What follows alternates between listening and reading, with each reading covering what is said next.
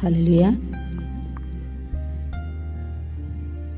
ఈ యొక్క సాయంకాల సమయమందు దేవుని యొక్క సాన్నిధ్యములు దేవుని స్తుతిస్తుండగా, దేవుని యొక్క నామాన్ని మహింపరుస్తుండగా, దేవుడు మనకు తోడుగా ఉండి దేవుడు మనకు సహాయం చేయలాగున చిన్న ప్రార్థన చేసుకుందాము. స్తోత్ర నాయన, పరిశుద్ధుడా, నీకు వందనాలు, స్తోత్రాలు తండ్రి. కృపగల దేవ, ప్రేమగల తండ్రి నాయన, మహోన్నతుడా నాయన, నీకే స్తుతి స్తోత్రాలు చెల్లిస్తున్నాం ప్రభా. ఆకాశమందు ఆసీనుడైన దేవుడు నా ప్రభా నాయన, నీ మాట చేత నాయన సర్వ సృష్టిని కలగజేసిన దేవుడు నా తండ్రి. ఈ నీ మాట వల్ల నాయన సర్వ సృష్టిని కూడా నాయన నడిపిస్తున్నటువంటి దేవుడు నా ప్రభా. నీ మాట మమ్మల్ని బ్రతికిస్తుంది, మా బాధలో మాకు నెమ్మదినిస్తుంది నా ప్రభా. నీకు వందనాలు, స్తోత్రాలు నాయన. ఈ సాయంకాల సమయం అందు నా ప్రభా నీ పాద సన్నిధికి వస్తున్నాం నాయన. దయతో మా ప్రార్థన ఆలకించిన ఆయన మాకు సహాయం చేయండి ప్రభా. నీ స్తోత్రం. నీ మాటలు నాయన మేము ధ్యానించుకుని చుండగా నా తండ్రి, నీ మాటల్లో ఉన్నటువంటి నాయన జీవాన్ని నాయన మేము పొందుకునేదానికి నా తండ్రి మీరు మాకు సహాయం చేయమని ప్రభువైనటువంటి యేసుక్రీస్తు నామంలో వేడుకొని ప్రార్థిస్తున్నాము తండ్రి, ఆమేన్. దేవుని యొక్క వాక్యాన్ని కొంత సమయము ధ్యానం చేసుకుందాము. మరి భక్తుడు కీర్తనలు 130 అధ్యాయము 5వ వచనంలో లాస్ట్ వచనము మనం చదువుకుందాము. ఆయన మాట మీద నేను ఆశ పెట్టుకుని ఉన్నాను. దేవుని మాట మీద భక్తుడు ఆశ పెట్టుకుని ఉన్నాను అని ఇక్కడ మనకు తెలియజేస్తున్నాడు. ఎందుకంటే దేవుని యొక్క మాటలో ఉన్నటువంటి శక్తిని మరి ఇక్కడ భక్తుడు గమనించినట్లుగా మనం చూస్తున్నాము. దేవుని యొక్క మాటలో ఉన్నటువంటి ప్రభావాన్ని, దేవుని మాటలో ఉన్నటువంటి శక్తిని, దేవుని యొక్క మాటలో ఉన్నటువంటి ఆదరణను ఆయన గ్రహించి మరి దేవుని మాట మీద నేను ఆశ పెట్టుకుని ఉన్నాను అని ఒక చక్కటి వచనముతో పాడుతున్నాడు. కాబట్టి ఈనాడు మనము కూడా దేవుని యొక్క మాట మనము ఏ రీతిగా విశ్వసించి ఆ మాట మీద మనము ఆశ పెట్టుకునిచున్నామో మరి మనము తెలుసుకోవాల్సినటువంటి అంశము. ఈరోజు మనము ఎవరి మాటల మీద మనము ఆశ పెట్టుకుని ఉన్నాము. భక్తుడైతే చెప్తున్నాడు, నేను దేవుని మాట మీద ఆశ పెట్టుకుని ఉన్నాను. ఎందుకంటే ఆ మాటలో మనకు జీవాన్ని దేవుడు దయచేస్తాడని భక్తుడు గ్రహించి ఉన్నాడు. కాబట్టి ఆ మాటలో ఉన్నటువంటి శక్తిని ఆయన తెలుసుకున్నాడు. కాబట్టి ఆ మాటలో ఉన్నటువంటి ప్రభావాన్ని ఆయన గ్రహించినాడు. కాబట్టి ఆ మాటను ఆయన తెలియజేస్తున్నాడు. కాబట్టి ఇక్కడ మనము తెలుసుకోవాల్సినటువంటి మాట, యేసయ్య నోటి మాట ఎంతో ప్రభావం కలదని, యేసయ్య నోటి మాట ఎంతో ప్రభావం గలదని మనము తెలుసుకోవాలి. ఎందుకంటే దేవుని యొక్క వాక్యంలో మనం చూస్తున్నాము, యెషయా గ్రంథంలో 45వ అధ్యాయంలో మరి ఒక మాట అంటున్నాడు, నీతిగల నా నోటి మాట బయలుదేరి ఉన్నది, అది వ్యర్థము కానేరదు. అంటే తిరిగి ఆయన దగ్గరికి వెళ్ళదు. అది ఎందుకైతే బయలుదేరి ఉన్నదో అది జరిగించేంత వరకు కూడా అది ఆయన దగ్గరకు వెళ్ళదని దేవుని యొక్క వాక్యములో మనము చూస్తున్నామన్నమాట. కాబట్టి దేవుని మాటను మనము నమ్మాలి, దేవుని యొక్క మాటను మనము విశ్వసించాలి, దేవుని యొక్క మాటలో ఉన్నటువంటి శక్తిని మనం గ్రహించాలి.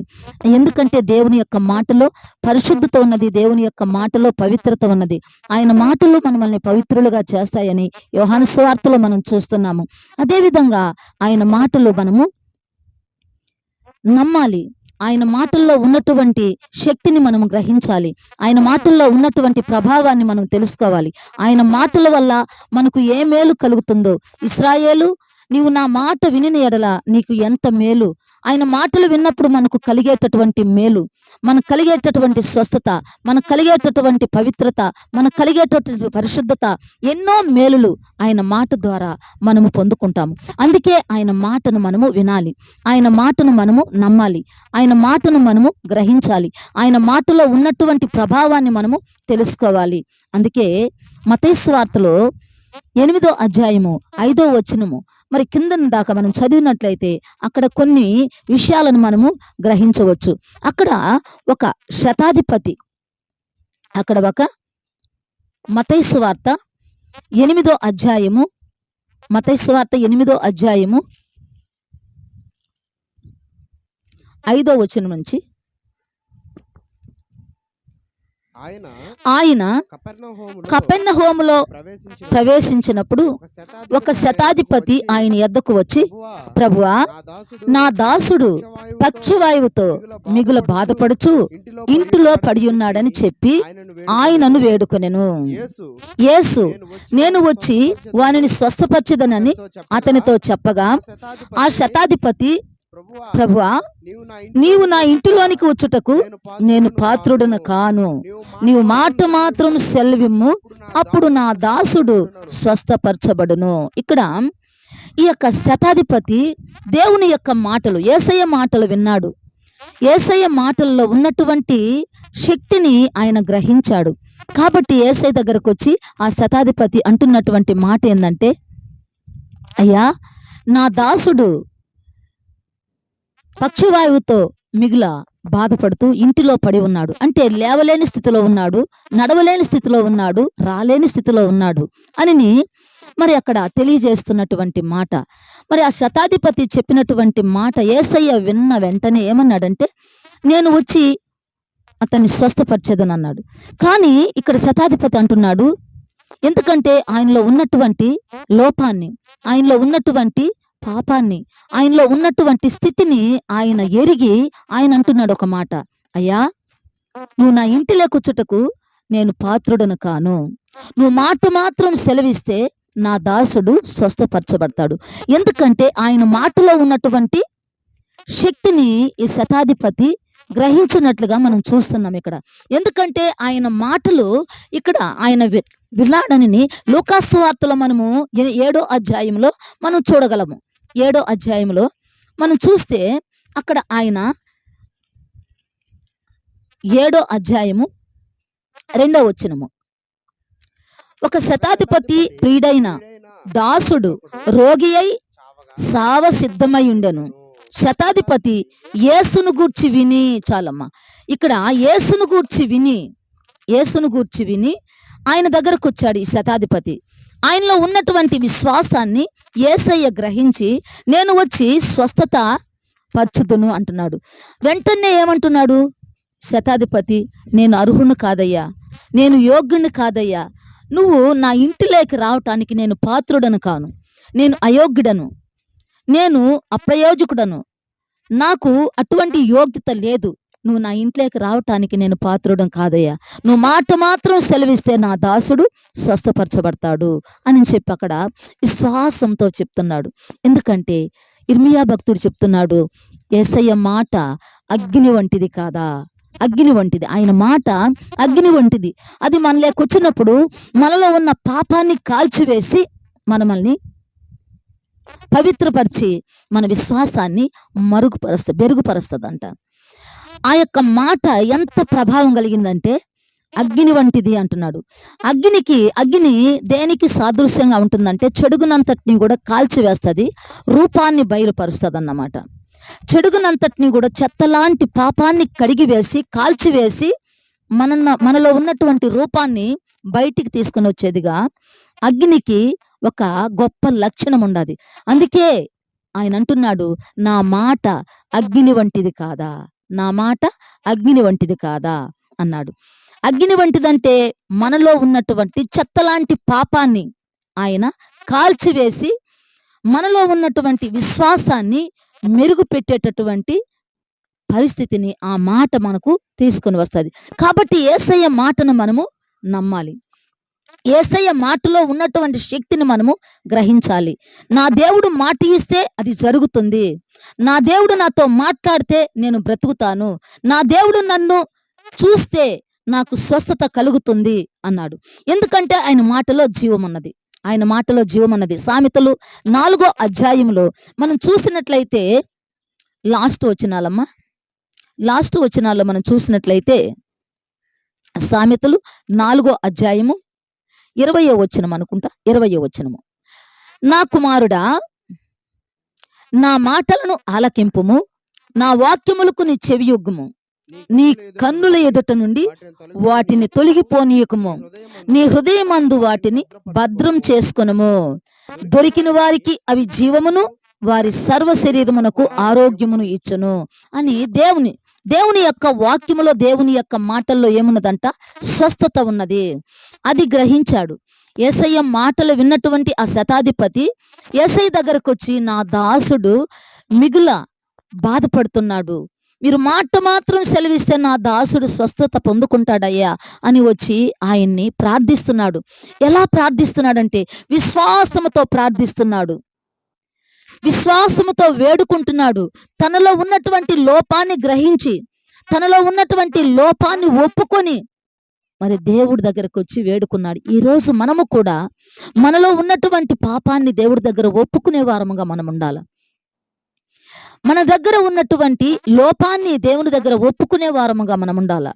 నువ్వు ఒప్పుదల చేసుకుని ప్రార్థన చేసినప్పుడు దేవుడు నీకు సహాయం చేస్తాడు, నిన్ను స్వస్థపరుస్తాడు. కాబట్టి శతాధిపతి మాట విన్నటువంటి యేసయ్య ఆ దాసుణ్ణి స్వస్థపరిచినట్లుగా, మరి ఆ శతాధిపతికి ఉన్నటువంటి విశ్వాసాన్ని కొనియాడినట్లుగా తన శిష్యులతో చెప్తున్నాడు. అంటే ఆ శతాధిపతికి ఎలాంటి విశ్వాసం ఉన్నది అని అతను గ్రహిస్తున్నాడు. అతడు చెప్తున్నాడు, తన చుట్టూ ఉన్నటువంటి తన శిష్యులకు చెప్తున్నాడు, మరి ఈ శతాధిపతికి ఎంత విశ్వాసం ఉన్నది, ఆ విశ్వాసం ఎలా వచ్చింది? యేసయ్య మాటల్లోనే వచ్చింది.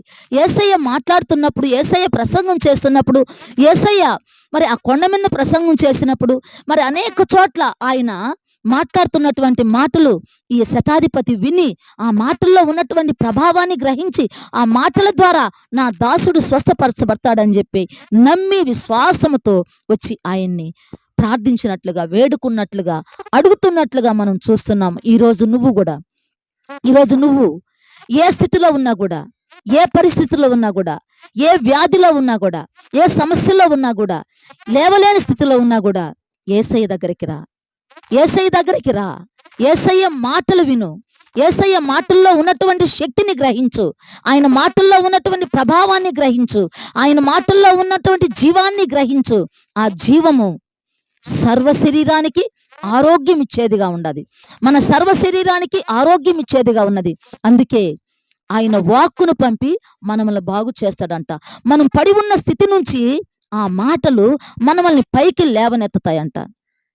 అందుకే భక్తుడైనటువంటి దావీదు అంటున్నాడు, నేను సహనముతో ఆయన కొరకు నేను కనిపెట్టుకుంటున్నాను, ఆయన మాట కొరకు నేను కనిపెట్టుకుంటున్నాను, ఆయన మాట కొరకు నేను ఆశ పెట్టుకుని ఉన్నాను. కాబట్టి ఆయన మాట నన్ను బ్రతికిస్తుంది, ఆయన మాట నన్ను స్వస్థపరచబడుతుంది, ఆయన మాట నాకు సహాయం చేస్తుంది అని మరి భక్తులు ఎంతో ధైర్యంగా, ఎంతో విశ్వాసంగా ఆయన మాటల మీద ఆనుకుంటున్నారు. ఆయన మాటల్ని మరి వాళ్ళు తలపోసుకుంటున్నారు. ఎందుకంటే దేవుని యొక్క మాటలు చెప్తుంది, ఆయన మాటలోను క్రియలోను శక్తి గల ప్రవక్త. ఏంటంటే ఆయనలో ఉన్నటువంటి శక్తి, ఆ మాటల్లో ఉన్నటువంటి శక్తి మరి అందరూ కూడా గ్రహిస్తున్నారు.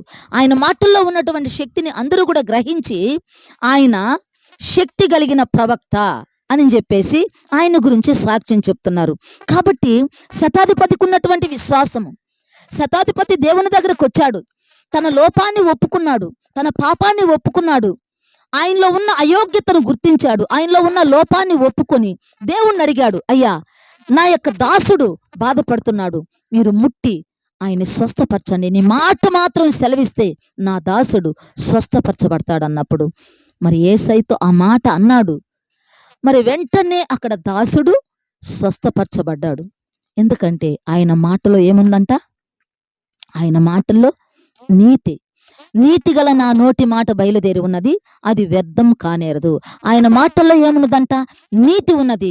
ఆయన మాట అగ్ని వంటిది, ఆయన మాట స్వస్థతనిచ్చేది, ఆయన మాట జీవము కలిగినది, ఆయన మాట పవిత్రమైనది, మనల్ని పవిత్రులుగా చేసేటటువంటి కృప ఆ మాటల్లో ఉన్నది. కాబట్టి ఎలాంటి వారినైనా కూడా సరే, ఎలాంటి అవిధేయతలో ఉన్నవారిని కూడా సరే ఆయన పిలుస్తున్నాడు. ఆయన చెప్తున్నటువంటి మాట ఏంటంటే, ప్రయాసపడి భారం మోసుకుంటున్న సమస్త జనులారా, నా యొద్దకు రండి, నేను మీకు విశ్రాంతిని కలగజేస్తాను. మీరు ఏ వ్యాధిలో ఉన్నా కూడా, ఏ పరిస్థితుల్లో ఉన్నా కూడా, ఏ బాధలో ఉన్నా కూడా, ఏ శ్రమలో ఉన్నా కూడా, ఏ శోధనలో ఉన్నా కూడా మీరు కృంగిపోవద్దు, మీరు బాధపడద్దు. ఎందుకంటే దేవుడు మనకున్నాడు, యేసయ్య మనకున్నాడు, యేసయ్య మనతో ఉన్నాడు. ఆయన మనల్ని చూస్తున్నాడు, ఆయన మనల్ని దృష్టిస్తున్నాడు, ఆయన మనల్ని ఆయన దగ్గరకు పిలుస్తున్నటువంటి దేవుడు. కాబట్టి దేవుని మాటల మీద మనము నమ్మకం ఉంచుకోవాలి, దేవుని మాటల మీద మనము విశ్వాసం ఉంచుకోవాలి, దేవుని మాటల మీద మనము మరి ఆశ కలిగి ఉండాల. భక్తుడు ఆయన మాట మీద నేను ఆశ కలిగి ఉన్నాను, ఆశ కలిగి ఉన్నాను, ఆశ కలిగిన ప్రాణాన్ని ఆయన తృప్తిపరిచే దేవుడు. ఆయన మాటల మీద నేను ఆశ పెట్టుకుని ఉన్నాను అన్నప్పుడు ఈ ఆశను తీర్చేటటువంటి దేవుడు కదా, మనలో ఉన్నటువంటి ఆశ నెరవేర్చే దేవుడు కదా. మరి అలాంటి దేవుని దగ్గర మనం ఎందుకు అవిశ్వాసంగా ఉండాలా? మనం ఎందుకు అజాగ్రత్తగా ఉండాలా? మనం ఎందుకు కృంగుదలలో ఉండాలా?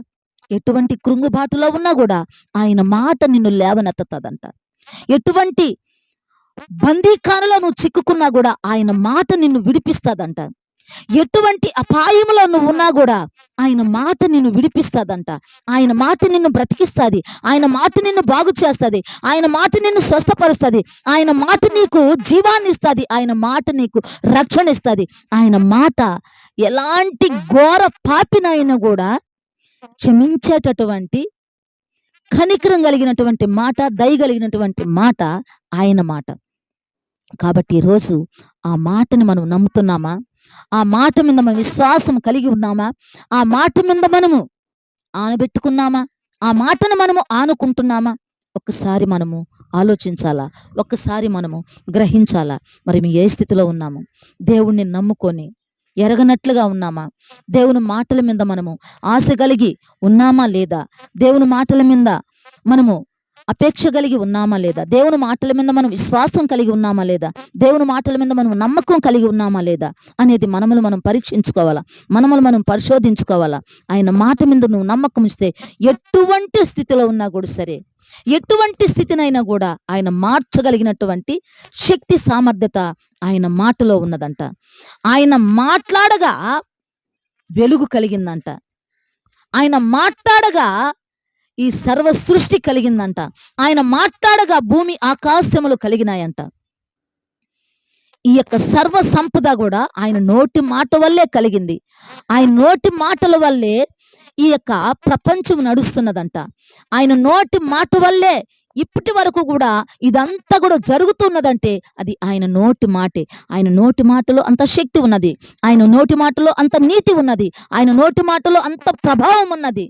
నీతి కలిగిన నా నోటి మాట బయలుదేరి ఉన్నది, అది వ్యర్థం కానేరదని దేవుని యొక్క వాక్యంలో మనం చూస్తున్నాం. కాబట్టి మనం దేనికి కూడా భయపడకుండా, దేనికి కూడా దిగులు పడకుండా దేవుని మాట మీద మనం ఆశ పెట్టుకున్నప్పుడు దేవుడు మనకు సహాయం చేస్తాడు, దేవుడు మనకు సహాయం చేస్తాడు, దేవుడు మనకు సహాయం చేస్తాడు.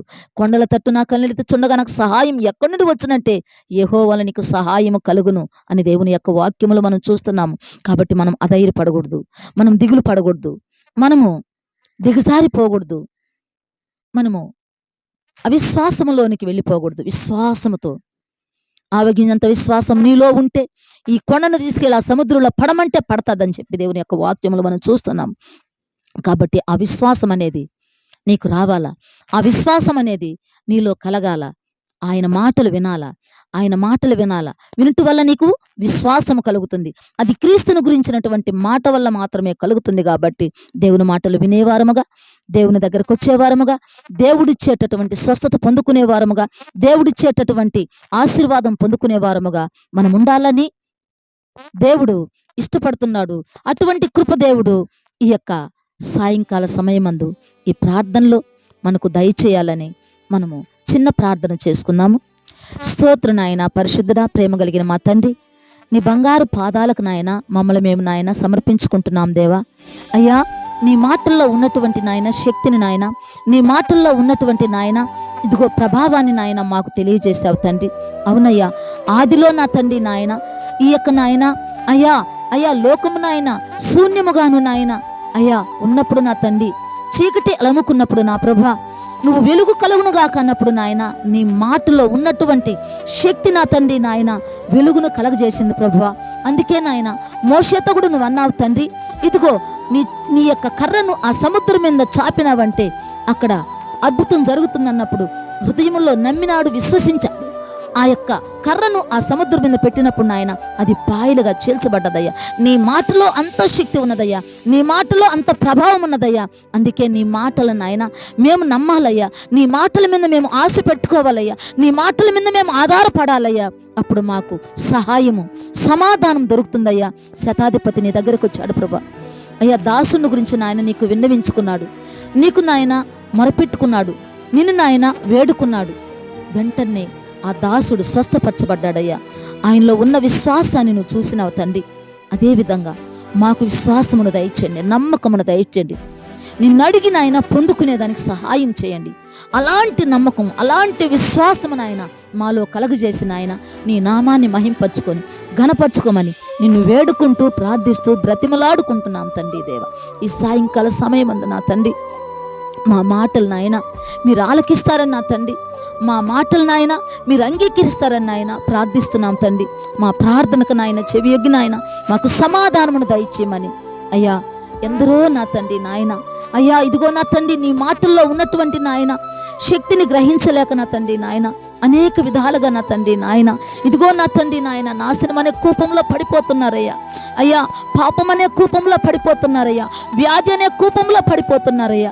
వారందరినీ కూడా నాయన నీ మాట చేత లేవనెత్తి నాయన నువ్వు నిలబెట్టి నాయన బలపరిచి స్థిరపరిచి దృఢపరిచి నాయన నీ రాజ్య వాసులుగా చేసుకోమని నేను వేడుకుంటూ ప్రార్థిస్తూ నీ నామాన్ని మహింపరుస్తున్నాను తండ్రి దేవా. మీరే సహాయం చేయమని ప్రభువైనటువంటి యేసుక్రీస్తు నామములో వేడుకొని ప్రార్థిస్తున్నాము తండ్రి. ఆమేన్. హల్లెలూయా.